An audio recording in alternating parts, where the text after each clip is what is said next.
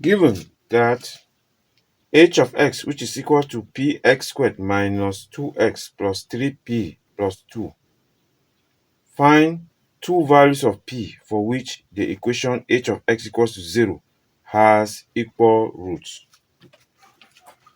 Okay, we are told that we are given the expression h of x, which is equal to px squared minus 2x plus 3p plus 2.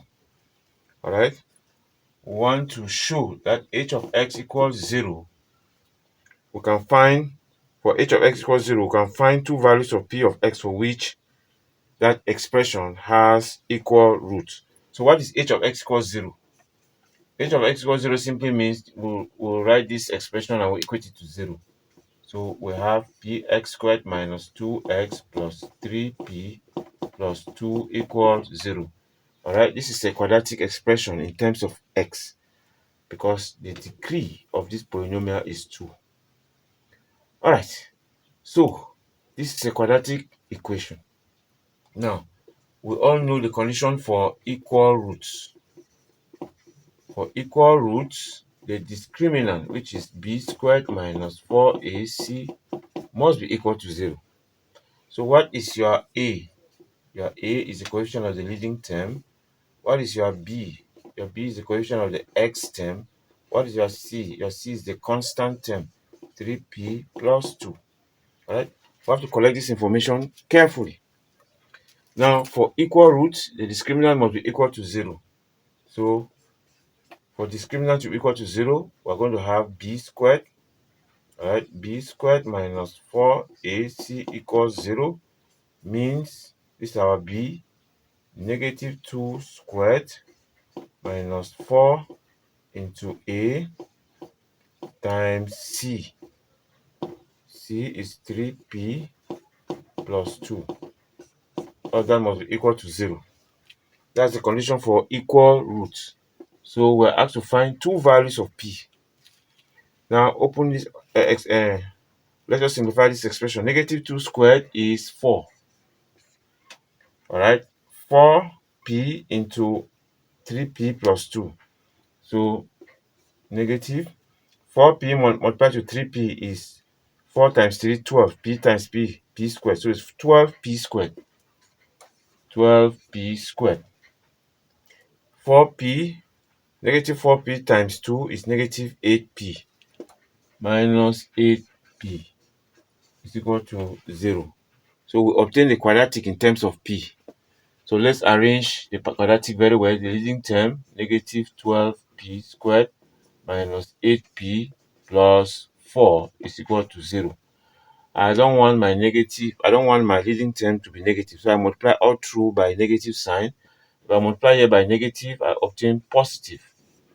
If I multiply by negative, I obtain positive. If I multiply here by negative, I obtain negative. And if I multiply here by negative, 0 multiplied to anything is 0. So what I've done is mathematically acceptable. I've multiplied both sides by negative. Negative is the same as negative 1. So I'll multiply here by negative 1 and I'll also multiply here by negative 1. Equality is respected. This is the quadratic equation we will now obtain in terms of p. Now again, if you look carefully, all the coefficients are multiples of 4. So we can simplify it further by dividing each of the terms here by 4. If I divide 12 by 4, I obtain 3. So I have 3p squared. If I divide 8 by 4, I obtain 2. And if I divide 4 by itself, I obtain 1. So I get this simplified quadratic equation in terms of p. So how do we get the value of p?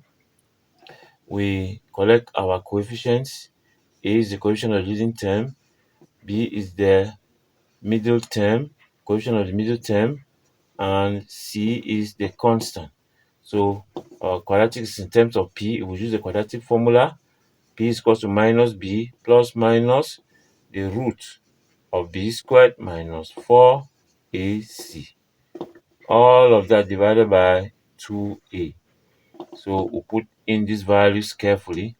So p is equal to negative 2 plus minus the root of 2 squared minus 4 into 3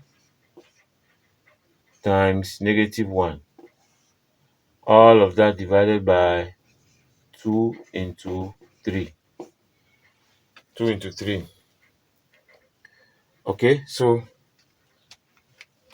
what do we get?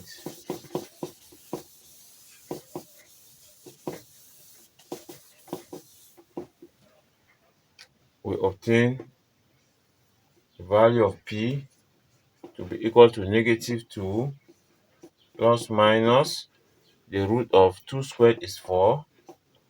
This negative multiplied to that negative becomes positive.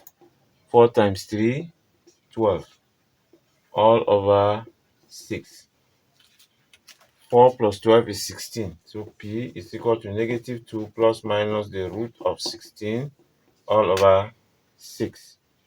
So which are the two values of p? The first value is when we take the positive, -2 plus the root of 16 is 4 all over 6. That gives you the first value. The second value, when we take the subtraction, -2 minus the square root of 16 is 4 all over 6. We'll get the next value.